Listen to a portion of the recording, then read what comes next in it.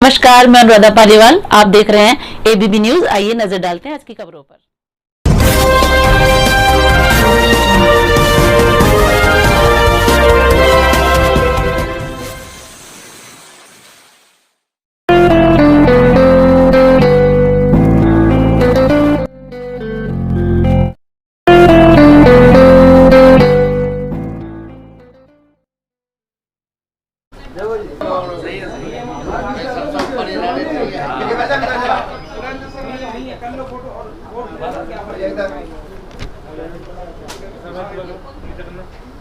पूरा बताऊं। आज ये जो प्रेस वार्ता रखी गई है, इसमें हमारे ओबीसी के गाजियाबाद जनपद के जिलाध्यक्ष भाई विजयपाल चौधरी को जिलाध्यक्ष नियुक्त किया है और नियुक्त हुए हैं पहले ही, और उनकी कमेटी की घोषणा की गई है। आज इस पत्रकार वार्ता में उपस्थित हमारे पूर्व विधायक आदरणीय अखिल भारतीय कांग्रेस कमेटी के पूर्व राष्ट्रीय सचिव के शर्मा जी, इस प्रेस वार्ता में हमारे पूर्व पार्षद सुनील चौधरी जी और पूर्व महानगर अध्यक्ष कई बार पीसीसी रह चुके आदरणीय बीके अग्निहोत्री जी, सुरेंद्र शर्मा जी पीसीसी सदस्य, लालमन जी, ओमपाल जी पीसीसी सदस्य और सभी यहाँ उपस्थित कांग्रेस जन, हमारे आदरणीय पत्रकार बंधुओं। मेरा नाम दिनेश कौशिक, मैं अपना नाम भी बता दूं। मैं यहीं गाजियाबाद से जिला अध्यक्ष 16 साल रह के आज मैं राष्ट्रीय सचिव हूं अखिल भारतीय कांग्रेस सेवा दल में और प्रभारी राजस्थान हूं। आप सबका प्यार मुझे मिला तो उससे भी आपका प्यार मुझे हमेशा से मिलता रहा। मैं आपका भी धन्यवाद करता हूं इस प्रेस वार्ता। आज जो पिछड़े वर्ग को जो मोदी जी ये बार बार कहते हैं कि राहुल जी ने पिछड़े वर्ग की बेइज्जती करी, पहली बात तो मैं ये कहना चाहता हूं, मोदी जी आपने पिछड़े वर्ग को क्या दिया, पहले अपनी उपलब्धि बताएं। राहुल गांधी ने तो हमेशा किसानों का अगर 4 गुना मुआवजा देने का वो करा संसद में, तो आज वो 4 गुना किसी जाति के आधार पर नहीं मिल रहा, वो सबको मिल रहा, चाहे वो ओबीसी है, वो किसी पार्टी से उससे विशेष नहीं रखते। किसानों की लड़ाई लड़ी जाति देख के नहीं लड़ी जाती। हमारी पार्टी किसी जाति में भेदभाव नहीं करती है, किसी धर्म में भेदभाव नहीं करती है। पहले तो मोदी जी धर्म में बांटने का काम करा, जाति में बांटने का काम करा, अब ओबीसी में बांटने का काम करते हैं, जबकि राहुल गांधी ऐसा कोई काम नहीं करते हैं। ये भाजपा वाला का काम है कि जाति धर्म के नाम पे बांटने का काम करके राजनीति करना पसंद करते हैं। मैं आज पूरी कमेटी को विजयपाल जी की को बधाई देता हूं और ये भी कहता हूं कि ये सब बढ़ चढ़कर नगर निगम चुनाव में हिस्सा लेगी कमेटी। इन्हें पूरी कमेटी को बधाई, जो यहाँ उपस्थित हुए उनको बधाई, आप पत्रकार बंधुओं को भी बधाई। और हम एक बात और कहना चाहते हैं, चुनाव विकास पे करो। आज का कर्ज देखो और उस टाइम का कर्ज देखो, आज हम कहाँ हैं।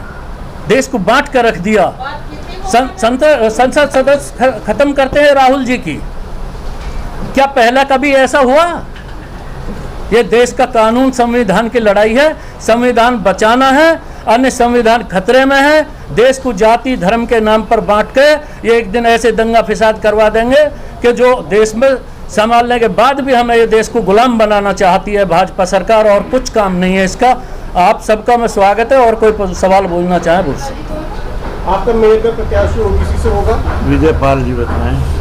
आपका मेयर का प्रत्याशी ओबीसी से हो सकता है? नहीं, वो तो हमारी पार्टी हाईकमान फैसला करेगी। हो सकता है हम ओबीसी लड़ाएं, ये तो पार्टी का फैसला है। जो हाईकमान ओबीसी लड़ाएगी ना, हमें ओबीसी से कोई एतराज है, हमारे यहाँ वही नहीं है। ओबीसी लड़ाओ, एससी लड़ाओ, हम उसका सबका समर्थन करेंगे। कोई लाओ, हमारे यहाँ जाति भेदभाव कोई नहीं है। हमें तो मेयर प्रत्याशी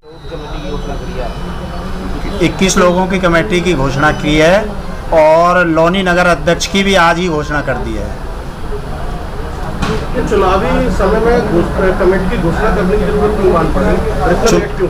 चुनावी समय की घोषणा नहीं, मैं अभी पिछले महीने ही जिलाध्यक्ष बना था। इससे पहले महानगर अध्यक्ष था मैं ओबीसी का, और इसलिए कम से कम 20-25 दिन का समय तो चाहिए ही, क्योंकि यहाँ ये जो लोग हैं शहर के नहीं हैं, यहाँ भोजपुर से भी हैं, यहाँ पतला से भी हैं, यहाँ लौनी से भी हैं, यहाँ खोड़ा से भी हैं, यहाँ डासना से भी हैं। तो अब लोगों को ये तो है नहीं कोई शहर में से उठा कर 4 नाम रख के दे दिए, ये हर ब्लॉक से आदमी हैं, तो इसमें समय तो लगता है। पहले का कहना यह है कि समय इसलिए लगा कांग्रेस पार्टी में क्योंकि उसको कार्यकर्ता ही नहीं ढूंढना पड़ा बहुत। नहीं, ढूंढना कोई नहीं पड़ा। मैं आपको बता दूं, भोजपुर से 2 नाम तो ऐसे हैं जिनके खुद फोन आए, जिन्होंने NSUI से राजनीति करी है, मोदी नगर से, और कि भाई हम पार्टी में अगर हमें आप जिम्मेदारी देते हैं तो हम बेहतर काम करने के लिए आपके साथ तैयार हैं। बैठे हमारे साथ ही विपिन गुर्जर जी, मोदी नगर से आए हैं। चुनावी टीम है आपकी, ये चुनाव जिताकर लाएगी, आपको ऐसा उम्मीद है? ये चुनावी टीम ही नहीं है, ये संगठन को हमेशा मजबूती देने का भी काम करेगी। ये नहीं है कि चुनाव के लिए आए और चुनाव के बाद चले जाए। ये तो संगठन की टीम है और संगठन ही चुनाव को जिताता है। आपके संगठन में तो जाकिर साहब चले गए छोड़कर आपको?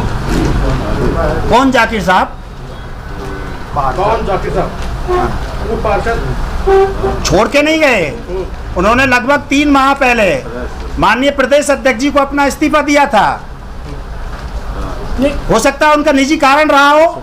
उन्होंने तो कहा प्रेस वार्ता में कि मुकेश चौधरी अगर छोड़ के चले गए हो तो ऐसा भी कारण हो सकता है, कहीं कहीं ऐसा होता है।